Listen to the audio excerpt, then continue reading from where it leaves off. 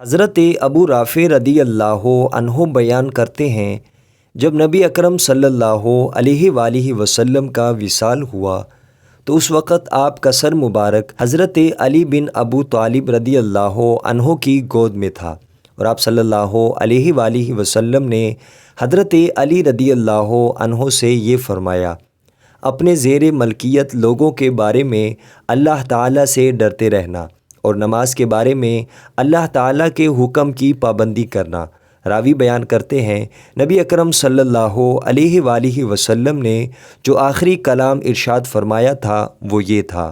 مجموع الزوائد حدیث نمبر 1622۔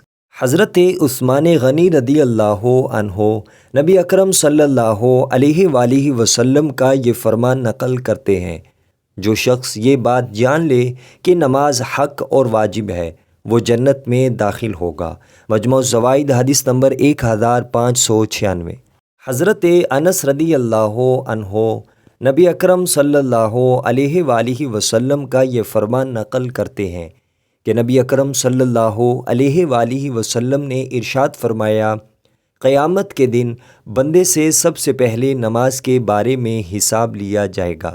اگر وہ ٹھیک ہوگی تو اس بندے کے دیگر تمام اعمال بھی ٹھیک ہوں گے، اور اگر وہ خراب ہوگی تو اس کے دیگر تمام اعمال بھی خراب ہوں گے۔ مجموع الزوائد حدیث نمبر 1608۔ حضرت مکحول نے سیدہ ام ایمن رضی اللہ عنہا کے حوالے سے نبی اکرم صلی اللہ علیہ وآلہ وسلم کا یہ فرمان نقل کیا ہے، تم جان بوجھ کر نماز ترک نہ کرنا، کیونکہ جو شخص جان بوجھ کر نماز ترک کر دیتا ہے اس سے اللہ اور اس کے رسول صلی اللہ علیہ وآلہ وسلم کا ذمہ لا تعلق ہو جاتا ہے۔ مجموع الزوائد حدیث نمبر 1633۔